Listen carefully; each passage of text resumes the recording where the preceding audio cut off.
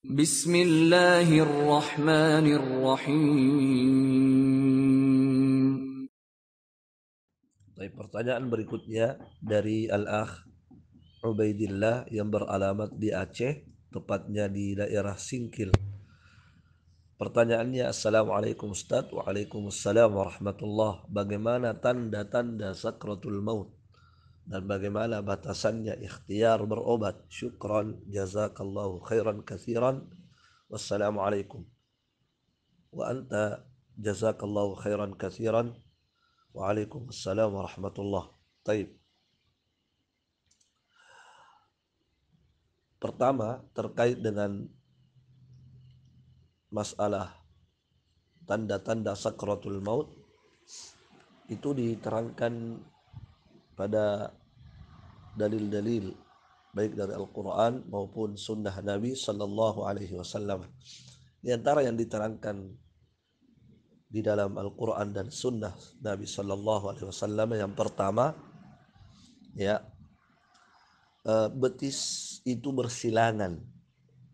Jadi bersilangan antara betis kanan dengan kiri. Itu yang pertama. Yang kedua, mata itu terbelalak. Mata terbelalak, kadang dipejamkan. Ya, jadi kadang terbelalak, kadang dipejamkan. Itu yang kedua. Yang ketiga, detak jantung mulai melemah. Kemudian yang keempat, badan itu mulai dingin. Jasad mulai dingin. Dan biasanya yang mulai dingin itu bagian kaki. Sebab roh itu keluar dari bawah ke atas. Dicabut dari bawah ke atas. Itu diantara tanda-tanda sakratul maut. Kemudian yang kedua, terkait dengan masalah batasan ikhtiar dalam berobat. Pertama, wahai ikhwani fillah hafizakumullah, berobat itu sendiri dalam agama kita diperbolehkan. Rasulullah sallallahu alaihi wasallam bersabda, "Tadawaw ya ibadallah." Berobatlah kalian wahai hamba-hamba Allah Subhanahu wa taala. Tetapi di sini bukan wajib. Perintahnya bukan wajib, tapi hanya mubah, pembolehan saja dari Rasulullah sallallahu alaihi wasallam. Artinya kalau ada seseorang yang mau berobat boleh, kalau tidak mau berobat juga tidak boleh, tidak apa-apa, boleh juga. Taib. Jadi terserah mau berobat atau tidak, itu dibolehkan. Ya, taib. Hanya saja ketika seorang hamba ingin menempuh ikhtiar dalam bentuk berobat, ya, maka sebaiknya yang paling pertama dia lakukan adalah pengobatan sesuai dengan petunjuk Al-Quran dan sunnah Nabi Sallallahu Alaihi Wasallam. Sebab itulah pengobatan yang paling terbaik. Ya. Dan pengobatan yang paling terbaik sesuai dengan petunjuk Al-Quran dan sunnah adalah ruqyah. Itu yang paling terbaik dari seluruh pengobatan yang ada adalah ruqyah. Ya, mengobati dengan meruqyah, membacakan ayat-ayat Allah Subhanahu wa taala maupun doa-doa yang bersumber dari hadis-hadis Rasulullah sallallahu alaihi wasallam. Itu pengobatan yang paling terbaik. Barakallahu fikum. Baik. Sebab dalam Al-Qur'an disebutkan, ya, wa nunazzilu minal Qur'ani ma huwa shifa.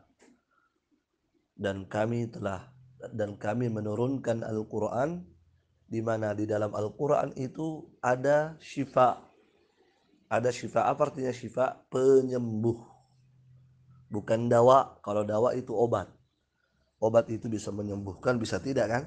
Tapi kalau syifa, apa artinya syifa? Penyembuh. Maka Al-Quran itu pasti menyembuhkan. Ya. Apakah penyakit medis ataupun penyakit non medis, dua-duanya bisa disembuhkan dengan Al-Quran. Penyakit medis ataupun non medis, semua penyakit bisa dituntaskan dengan Al-Quranul Karim.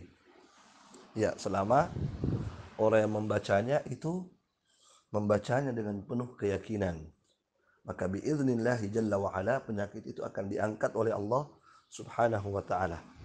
Itu terbukti dalam sejarah di masa Rasulullah Shallallahu Alaihi Wasallam ada seorang kepala desa itu disengat binatang berbisa, sengat kalajengking sampai demam, menggigil ya, pengaruh dari racunnya, pengaruh dari bisanya. Maka kemudian para sahabat dipanggil oleh mereka untuk mengobati kepala desa yang keracunan. Ya, maka salah satu sahabat meruqyah, mengobati mereka dengan cara meruqyah. Yang mereka bacakan saat itu adalah surah Al-Fatihah. Ketika mereka membacakan surah Al-Fatihah biiznillahi jalla wa'ala, kepala desa itu sembuh dan tidak ada sisa sama sekali, tidak berbekas penyakitnya, seperti seakan-akan tidak pernah sakit sebelumnya. Subhanallah. Dan ketika disampaikan kepada Rasulullah Sallallahu Alaihi Wasallam, Nabi mengatakan innaha ruqyah, itulah sesungguhnya, itulah ruqyah. Barakallahu fikum.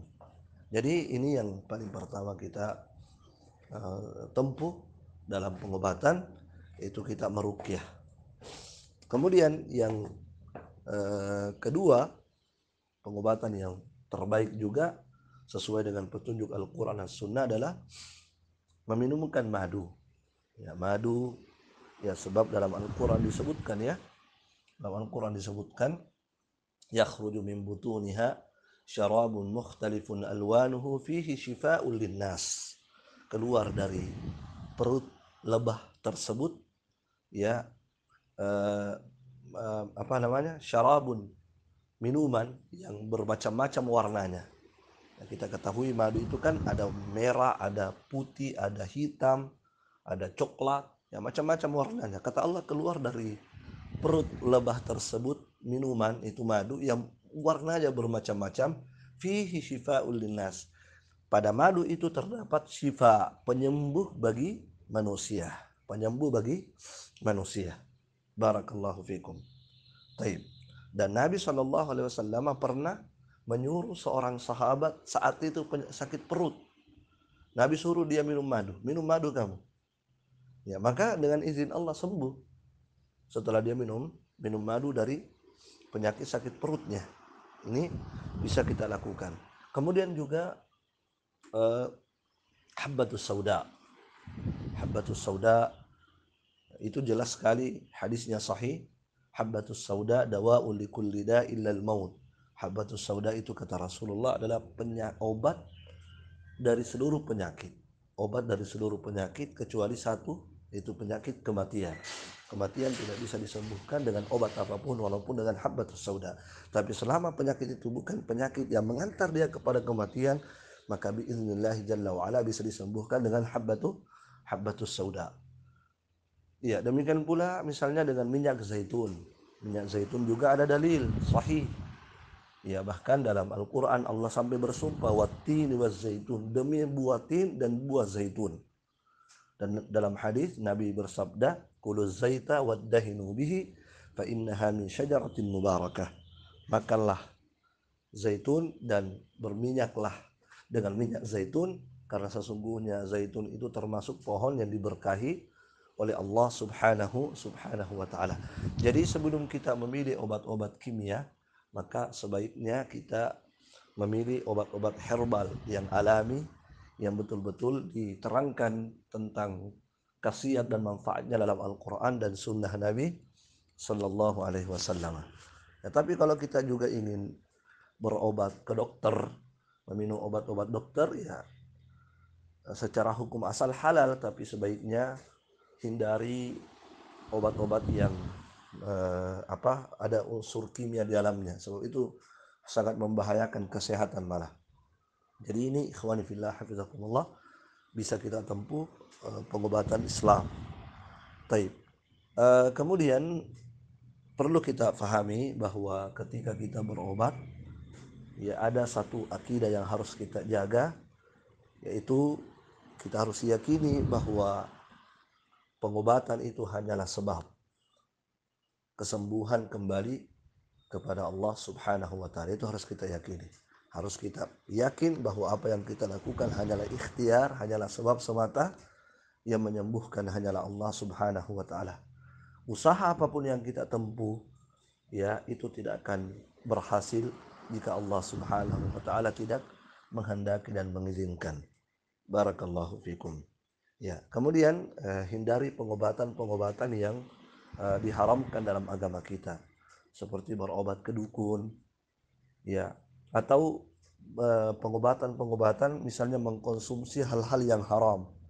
Ya, ada orang misalnya eh, masuk angin kemudian minum khamr untuk menghangatkan badan katanya. Itu pengobatan yang haram ya. Tidak boleh pengobatan-pengobatan yang haram. Atau misalnya memakan makanan yang haram, makan ular misalnya, makan makanan atau hewan-hewan yang diharamkan oleh Allah Subhanahu wa taala. Ya, jadi itu dihindari.